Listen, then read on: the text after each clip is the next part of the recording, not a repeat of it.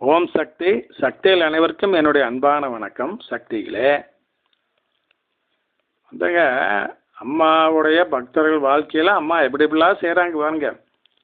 100க்கு 100 அம்மாவை நம்பி சரணாகதி தத்துவத்தில் நீ எது செஞ்சாலும் சரி, இருந்தாலும் நீரை தேய்ச்சி விட்டையா எனக்கு சந்தோஷம், நெருப்பை தேய்ச்சி விட்டையா அதுவும் சந்தோஷம் அப்படிங்கிற மனநிலைக்கு வந்துட்டோம்னா, நீ நன்மை செஞ்சாலும் சரி தீமை செஞ்சாலும் சரி, எதுவாக இருந்தாலும் எனக்கு நீ கொடுக்குற பிரசாதம் அப்படிங்கிற மனநிலைக்கு நம்ம வந்துட்டோம் அப்படின்னா, எப்படி இப்படிலாம் அம்மா செய்து பாருங்க.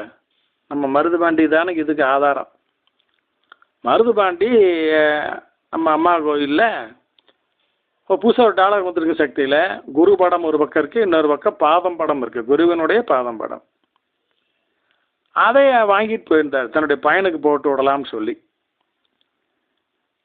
அம்மா கனவுல சொன்னாங்க, மகனே நீ வாங்கிட்டு வந்துக்கிறிய புதுசாக டாலரு, ஒரு படம் போட்ட டாலரு, அந்த டாலரை உன்னுடைய அண்ணனுடைய 2வது மகனுக்கு போட்டு விடு மகனே, அவனுக்கு ஒரு கண்டம் வரப்போகுது, அப்போ தான் அதை போட்டு விட்டினாத்தான் அதுலேருந்து அவனை காப்பாற்ற முடியும், அதை போட்டு விடுன்னு சொன்னாங்க.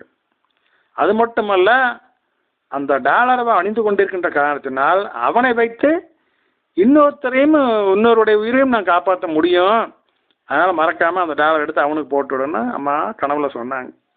அதே மாதிரி அடுத்த நாள் காலையிலே அவர் போட்டு விட்டார். அந்த பையன்கிட்ட சொன்ன, டேய் கழட்டிடாத, ஒழுங்காக போட்டுரு அப்படின்னு அந்த பையனுக்கு சொல்லி போட்டு விட்டார்.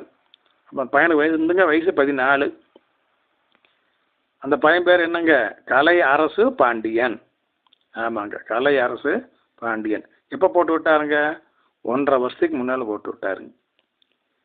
அப்புறம் என்னாச்சு, இப்போ சமீபத்தில் மருது பாண்டியனுடைய தம்பிக்கு கல்யாணம் நடந்தது. பொண்ணெல்லாம் பார்த்து அதில் ஏற்பாடு பண்ணி கல்யாணம் முடிஞ்சிருச்சு. இந்த கல்யாணத்துக்கு 1 வாரத்துக்கு முன்னால் அம்மா காமிக்கிறாங்க, அந்த புதுசாக வரல மருமகள், அவளை பற்றி காமிக்கிறாங்க. அந்த பெண்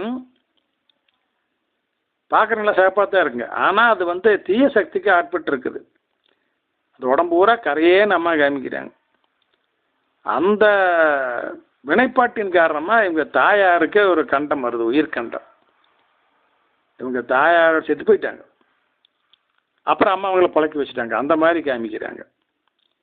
சரி, இது அம்மா இப்படி காமிக்கிறாங்க, பழக்க வச்சுட்டாங்க. சரி, இப்போ நான் வெளியும் சொல்ல வேண்டாம், எது சொன்னால் வம்பு. ஏன்னா மருதுபாண்டி தவிர வேறு யாரும் அவங்க வீட்டில் அம்மாவை கும்பிட்றவங்க யாரும் இல்லை.